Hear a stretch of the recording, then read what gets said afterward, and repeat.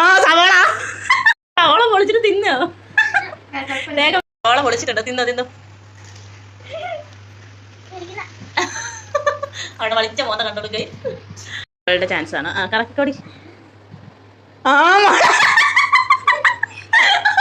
അവൾക്ക് മുളക് വേണ്ട, അവൾക്ക് മഞ്ച വേണം.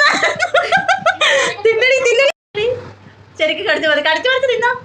എവിടെ? ആ തുമ്പാതല്ല, ഇച്ചിരൂടെ കടിക്കടി കടിക്കടി കടിക്കടി, തിന്നടി. ശരിയായ മതിയോ? ഞാനാണ് നോക്കാം.